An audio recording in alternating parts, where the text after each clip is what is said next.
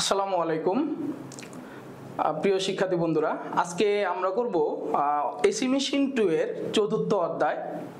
তো এই চতুর্থ অধ্যায়ের ভিতরে আমাদের বেশ কিছু গুরুত্বপূর্ণ কনসেপ্ট চলে আসবে, যেগুলো আমাদের জন্য আসলে একটু বেশি গুরুত্বপূর্ণ বলা যায়। তো এই এসি মেশিন 2 এর চতুর্থ অধ্যায়ের ভিতরে আমাদের কি কি বিষয় আমাদের পড়তে হবে, এই জিনিসগুলো চলো একটু দেখে নেওয়া যাক। তোমাদের এই ভিডিওতে মোটামুটি আমরা 4 নাম্বার পর্যন্ত শিখবো। আমরা এর পরবর্তীতে বাকি অংশগুলো দেখে নেব। ভিডিও লেন্থটা একটু বেশি হওয়াতে এভাবে আমরা ভাগ ভাগ করে তোমাদের জন্য দিয়ে দিব। তো দেখো, আমাদের প্রথম পয়েন্টই আছে চতুর্থ অধ্যায়ের অল্টারনেটরের লোড শূন্য অবস্থা। মানে একটা অল্টারনেটরে যখন লোড থাকবে না, তখন এই অবস্থাটাকে আমরা কিভাবে বিবেচনা করব, এই ব্যাপারটা। 2 নম্বরে দেওয়া আছে অল্টারনেটরের উপর রেজিস্ট্যান্স এবং লিকেজ রিঅ্যাক্ট্যান্সের প্রভাব। খুবই গুরুত্বপূর্ণ দুইটা কনসেপ্ট। এই অল্টারনেটরের ভিতরে রেজিস্ট্যান্স আর লিকেজ রিঅ্যাক্ট্যান্স মোটামুটি একরকমের লস ঘটিয়ে থাকে, এই জিনিসগুলো আমরা বুঝে নিব। আর এখানে ইএমএফ সমীকরণ যেটা তোমাদের দেখানো হয়েছিল, ওই জায়গাতে আমাদের আর্মেচার রিঅ্যাকশনের প্রভাব, এই আর্মেচার রিঅ্যাকশনটা কি এবং এটা কিভাবে ইএমএফ সমীকরণে প্রভাব ফেলে, সেটা আমরা দেখে নেব ইনশাআল্লাহ। আচ্ছা, এরপরে আমরা দেখতে পাচ্ছি সিনক্রোনাস রিঅ্যাকট্যান্স এবং সিনক্রোনাস ইম্পিডেন্স, এই দুটো জিনিসে পরিচিত হব। খুবই সহজ জিনিস। তো আমরা দেখে নেওয়া যাক কি করতে পারি এখন। দেখো, অল্টারনেটরের লোড শূন্য অবস্থা, যখন কোনো অল্টারনেটরের আউটপুট এ কোনো লোড যুক্ত থাকে না, তখন অল্টারনেটরে যে অবস্থা থাকে তাকে বলা হয় নো লোড কন্ডিশন। এই অবস্থায় টার্মিনাল ভোল্টেজকে নো লোড ভোল্টেজ বলা হয়, যা ইজি এর সমান। এই কথাটা হচ্ছে তোমার এরকম, এই ইজিটা কিন্তু আমরা বলতে পারি যে যে ভোল্টেজটা উৎপন্ন হচ্ছে। একটু যদি আমি তোমাকে প্র্যাকটিক্যালি কনসেপ্টটা শিখাই, মনে করো আমার এটা হচ্ছে আর্মেচার। তো এই জায়গায় যে আর্মেচার একটা উৎপন্ন হয়, সেটাকে বলি হচ্ছে কি আমরা ইজি বলি। তো ইজি যদি বলে থাকি, আমার এইখানে নানান রকম বাধা পেয়ে কিন্তু আমার আউটপুটের লোডে যাবে, নানান রকম বাধা পেয়ে আউটপুটের লোডে যাবে। তো আমি যখন লোডটা কানেক্ট করে দিব, তখন এই অবস্থাটাকে আমরা বলবো ফুল লোড অবস্থা। কিন্তু যেই মুহূর্তেই আমরা এই লোডটাকে মুছে দিব বা আমরা কোনো লোড কানেক্টেড রাখবো না, তখন কিন্তু আমাদের এই অবস্থাটাকে বলা হয় নো লোড অবস্থা অথবা ওপেন অবস্থা। তো এই খোলা অবস্থায় আমরা কিভাবে বিবেচনা করবো, চলো আমরা এটা দেখে নেওয়া যাক। একটু যদি আমি ভুল না করি, একটু মনোযোগ দিয়ে দেখো। তো যখন এই জায়গায় কোনো লোড থাকবে না, তোমরা একটু চিন্তা করে দেখো তো, আমার এই জায়গায় কোনো কারেন্ট প্রবাহিত হবে কিনা। এখানে কিন্তু কোনো কারেন্ট প্রবাহিত হবে না। তো আলটিমেটলি এখানে যদি কোনো কারেন্ট প্রবাহিত না হয়, তার মানে এই কারেন্টের মান এখানে কি জিরো। তো কারেন্টের মান যদি জিরো হয়, আলটিমেটলি এই জায়গার ড্রপটা কি হবে বলো তো, জিরো হবে। তো ড্রপ যদি জিরো হয়, তো এই জায়গায় যে পরিমাণ ভোল্টেজ উৎপন্ন করছে, আমি এখানে যদি কোনো ভোল্ট মিটার ধরি, আমরা কিন্তু এই টার্মিনাল ভোল্টেজটা আমরা এই জেনারেটিং ভোল্টেজের মানই পাবো। কেন? কারণ আমার এখানে কিন্তু কোনো ভোল্টেজ ড্রপ হচ্ছে না, কারণ কারেন্টের মান শূন্য। লোড না থাকলে তো কারেন্ট যাবে না, কারণ আমরা কি জানি, কারেন্ট তখনই প্রবাহিত হবে যখন একটা সম্পূর্ণ সার্কিট পাবে। তো এখন আমরা একটু দেখে নিব, এখানে এই একই কথা বলা আছে যে এটা কার সমান হবে, ইজি এর সমান হবে। তো এই কন্ডিশনটাকে বলা হচ্ছে নো লোড কন্ডিশন। ঠিক আছে? তো অল্টারনেটরের লোড শূন্য অবস্থা আশা করি তোমাদেরকে বোঝাতে পেরেছি। সংক্ষিপ্ত প্রশ্ন বা অতি সংক্ষিপ্ত প্রশ্নের জন্য এতটুকু শিখলে হচ্ছে নো লোড কন্ডিশনের। এখন যেটা আমাদের বুঝতে হবে, অল্টারনেটরের উপর রেজিস্ট্যান্সের প্রভাব। দেখো এখানে কথাটা কি বলা লিখে দিয়েছি, আর্মেচার কয়েলে যে নগণ্য মানে রেজিস্ট্যান্স থাকে তাকে আর্মেচার রেজিস্ট্যান্স বলে। এটা আমরা সবাই জানি। যে এখানে ধরো মনে করো আর্মেচারটা দেওয়া আছে, এখানে যে রেজিস্ট্যান্সটা, এটাকে বলি আর্মেচার রেজিস্ট্যান্স, যেটার ভ্যালুটা কি অনেকটা নগণ্য হয়ে থাকে, একেবারে অল্প। আচ্ছা, এটি কারেন্ট আই এর সাথে ইন ফেজে থাকে। এটা তো স্বাভাবিক, কারণ আমরা কি জানি, রেজিস্টিভ ড্রপ কারেন্টের সাথে সর্বদা কি থাকে, ইন ফেজে থাকে। তো এখানে যে কারেন্টটা প্রবাহিত হচ্ছে, সেটাকে আমরা বলি আর্মেচার কারেন্ট। তো আর্মেচার কারেন্টের সাথে ইন ফেজে থাকার পরে এখানে যে ভোল্টেজ ড্রপটা হয় এবং এই আর্মেচার রেজিস্ট্যান্সের জন্য কপার লস হয়, এই দুটি কারণে টার্মিনাল ভোল্টেজ কমে যায়। এই মাত্র যে কনসেপ্টটা শিখিয়েছি সেটাই কিন্তু এখানে দেখো, আমি মাত্র তোমাদের দেখিয়েছি এইভাবে, চিত্রটা এইভাবে দিয়েছিলাম, তো ওইভাবেই দেখিয়ে দিই। তো আমি মাত্রই দেখালাম এখানে একটা রেজিস্ট্যান্স ড্রপ খেয়ে তারপরে এটা আমার টার্মিনালে যাবে।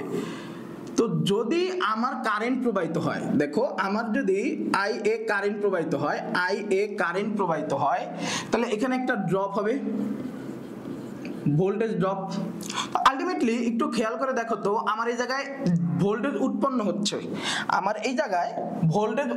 হচ্ছে, এখানে একটা কারেন্ট প্রবাহিত হচ্ছে, এখানে একটা ভোল্টেজ ড্রপ হচ্ছে। তাহলে এই ভোল্টেজ ড্রপ এই জেনারেটিং ভোল্টেজ থেকে বিয়োগ করার পরে বাকি যা থাকবে সেটাই কিন্তু আমাদের কি থাকবে, টার্মিনাল ভোল্টেজ, যেটাকে আমরা বলে থাকি কি, যে ইজি মাইনাস আইএ আর এ। যদিও সূত্রটা অ্যাকুরেটলি এমন না, আপাত দৃষ্টিতে বোঝানোর জন্য এইভাবে আমি তোমাকে বুঝিয়ে দিলাম।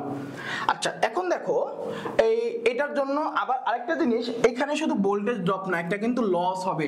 এই লসটাকে আমরা বলে থাকি আই স্কোয়ার আর, যেটাকে এই অল্টারনেটরে বলা হয়ে থাকে কপার লস, যেটাকে বলা হয়ে থাকে কি, এই যে দেখো এখানে বলা হয়েছে কপার লস। আর এখানে যে ভোল্টেজ ড্রপটা হচ্ছে সেটাকে বলা হচ্ছে কি, মানে ভোল্টেজ ড্রপ আর কি। আচ্ছা, এখন 2 নাম্বার বলা হয়েছে অল্টারনেটরের উপর লিকেজ রিঅ্যাকট্যান্সের প্রভাব। তো লিকেজ রিঅ্যাকট্যান্স যদি তোমাকে বোঝাতে চাই, আমাকে একটু বুঝতে হবে আলাদা একটা কনসেপ্ট, সেটা একটু আমি আপাতত এটা একটু মুছে দিই। লিকেজ রিঅ্যাকট্যান্স যদি বুঝতে হয় আমার কিন্তু একটু মনোযোগ দিতে হবে আলাদা একটা জিনিসে। দেখো আমরা কি জানি, আমরা জানি হচ্ছে আর্মেচারে একটা ইএমএফ উৎপন্ন হয়, এখানে ইএমএফ উৎপন্ন হয়। ইএমএফ উৎপন্ন হলে এর চারপাশে কিন্তু একটা ফ্লাক্স উৎপন্ন হয়। আর্মেচারে যে ফ্লাক্সটা কয়েলে প্রবাহিত না হয়ে কয়েলের আশেপাশে সামান্য পরিমাণে বাতাস দিয়ে প্রবাহিত হয়, এই যে বাতাস দিয়ে সামান্য মানে ফ্লাক্স প্রবাহিত হলো, এই জিনিসটাকে বলা হচ্ছে লিকেজ ফ্লাক্স। শব্দটা অনেকটা কিন্তু এরকম যে লিক হয়ে যাচ্ছে যে ফ্লাক্স, এই লিক মানে কি, লিক হয়ে যাচ্ছে, আর লিকেজ হচ্ছে যেটা লিকেজ হয়ে গেছে এমন একটা ফ্লাক্স। যেই ফ্লাক্সটা সম্পূর্ণভাবে কয়েলের ভিতর দিয়ে না গিয়ে যেটা আমাদের বাতাস দিয়ে প্রবাহিত হচ্ছে, এইটাকে আমরা বলবো লিকেজ ফ্লাক্স।